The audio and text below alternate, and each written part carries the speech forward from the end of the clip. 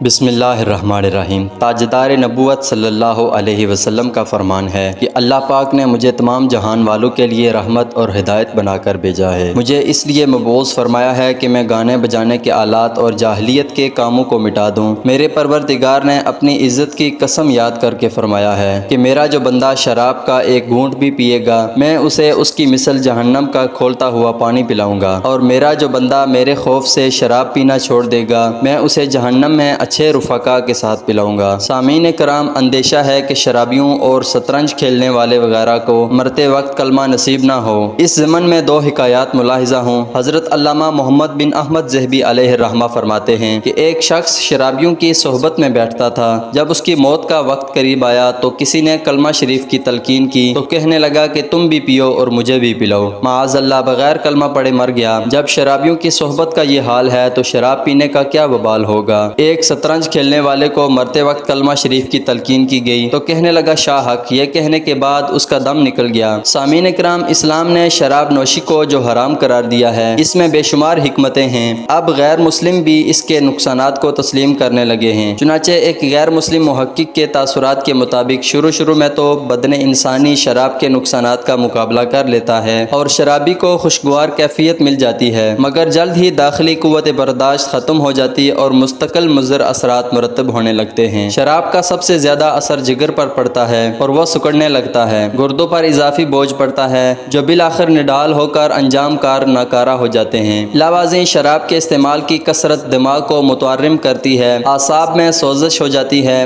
نتیجتاً اعصاب کمزور اور پھر تباہ ہو جاتے ہیں۔ شرابی کے معدے میں سوجن ہو جاتی ہے، ہڈیاں نرم اور خستہ ہو جاتی ہیں۔ شراب جسم میں موجود وٹامنز کے ذخائر کو تباہ کرتی ہے۔ وٹامن بی اور سی اس کی غارت گری کا بالخصوص نشانہ بنتے ہیں۔